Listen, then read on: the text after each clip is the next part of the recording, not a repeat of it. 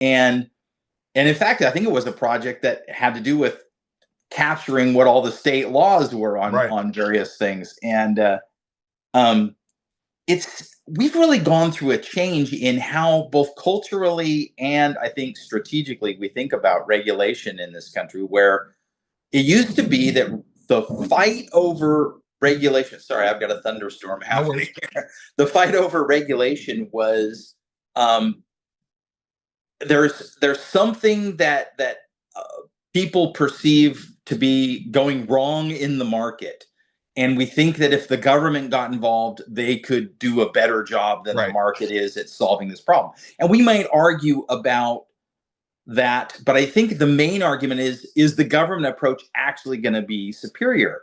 And you had pro regulation folks saying, oh yes, of course, well intentioned bureaucrats will always do better than evil capitalists. And we were saying, well, wait, if you actually look at the data, the markets often do a lot better. And I feel like the pro regulation side was kind of losing that battle on the data over the Interesting. last Yeah. couple of decades. So things shifted.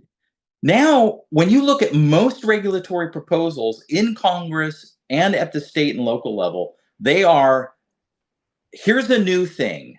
The market hasn't even had a chance to fail. It Right. certainly hasn't had a chance to fix whatever problems emerge.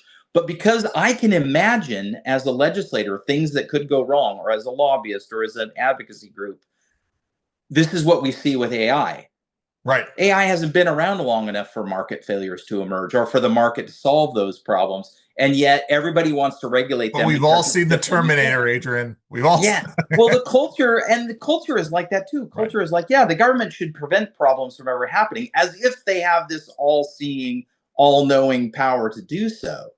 So I feel like mostly what we're fighting is regulations that are designed to preemptively or prophylactically prevent Right. imagined future harms without any clue of whether those harms are going to come to pass, or even worse, any clue whether the markets solve them, which means it's now no longer a data driven debate. We Right. can't answer them with data because they never let the market work unencumbered. And so they're winning by default in a lot of ways because they've redefined the fight to this philosophical one.